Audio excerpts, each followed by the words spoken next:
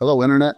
Today I thought we'd have a conversation here from the comfort of my office because outside it's a dark, dreary, and windy day, and it's far more comfortable right here. It has been said that seeing is believing, so I'll take you out here and show you what's going on. So I had wind knock down patio furniture, move things around. Not to worry, we will rebuild. So let's get back inside. Okay, so let's get into this. I'm going to turn my phone on to stun. Should be off. So weather conditions outside make it better to be inside, comfortable and dry, particularly for the story that I'm going to share with you today. So I wanted to share an Army story with you. And if you've watched any of my other videos, you know that I served almost 30 years in the active and Army Reserve.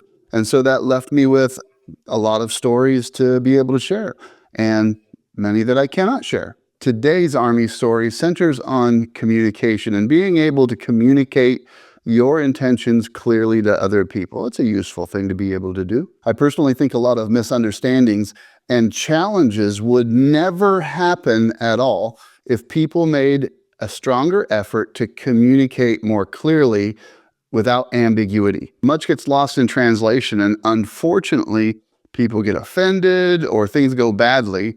It's just better, and you get better outcomes when people communicate clearly. This is particularly true in a military setting. So let's jump right into it. In 2005, I was an old Army captain serving in the Army Reserve. And by old Army captain, I mean that I had been in a company command position for 7+ years.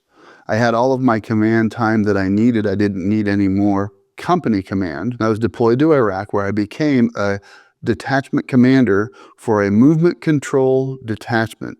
And we provided gun truck security escorts, we provided convoy coordination, and a whole range of other operations. Now, this role was normally reserved for an 04 or major, but it's where they dropped me, and so that's what I did. We were task organized under the Theater Movement Control Battalion, which in turn was task organized under the 82nd Airborne. The 565th Movement Control Detachment, my detachment, was headquartered at Fort Bragg, North Carolina. So in July of 2005, I was attached to the multinational division Center South in the vicinity of Diwania, Iraq, providing movement control, gun truck security escorts, and coordinating convoys throughout the divisional battle space. And because it was within the context of a multinational division, I also had a wide range of other wacky responsibilities, which we will come back to. Now, the Multinational Division Center South, MNDCS,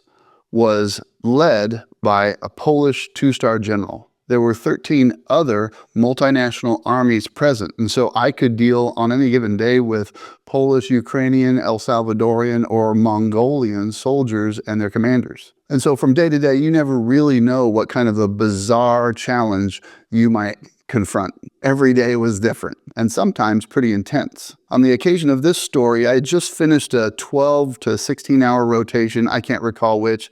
Felt more like 16 because I was really tired. But I was the first person at the chow hall, which we called the dining facility, also known as DFAC or DFAC for short.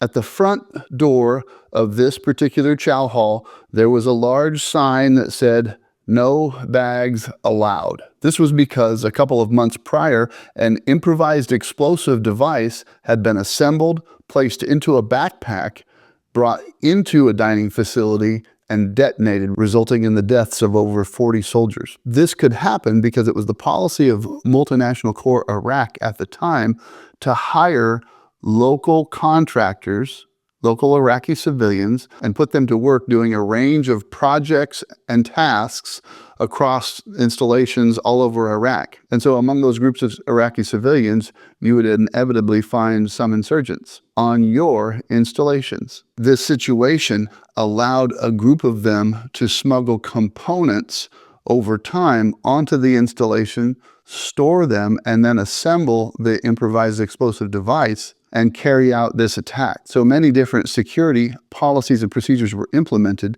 to prevent this from happening again. One of those policies was the no bag policy in the dining facilities, or DFAC. So there I was after the end of a very, very long, dirty, tiring day at the front door of the chow hall, or DFAC, ready and waiting for breakfast, when an odd-looking fellow in a three-piece suit, whole nine, had the vest, everything, comes stiff walking up to me, looking completely out of place, and with a heavy accent, he says, "Good morning." I say, "Good morning" back. And then I observe that he's carrying a briefcase.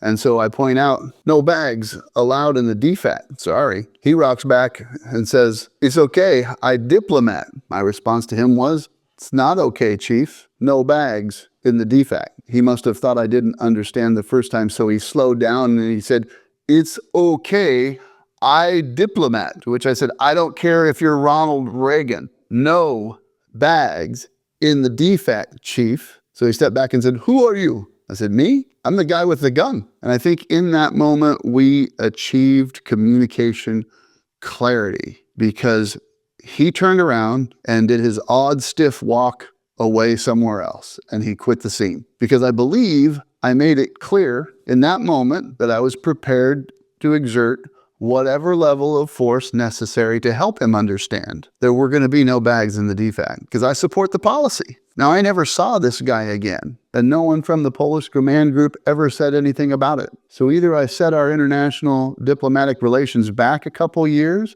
or everything's fine. Maybe he went back to his tent and had some crackers. I don't know. But we did achieve a communications breakthrough. He gained clarity, and we both got on with our lives. So what are the lessons from today's Clean Army story? Clear communication matters. Follow the rules and you don't get hurt. And the rules are for everybody. So thank you for stopping by and visiting my channel with me. I appreciate it. And if you haven't seen my previous Army story video, just click here. It's about a run-in that I had with a certain captain in another location, in another setting. But when officers square off, soldiers can find that interesting. Mine certainly did. So thanks again for being here today, and I'll see you in the next video.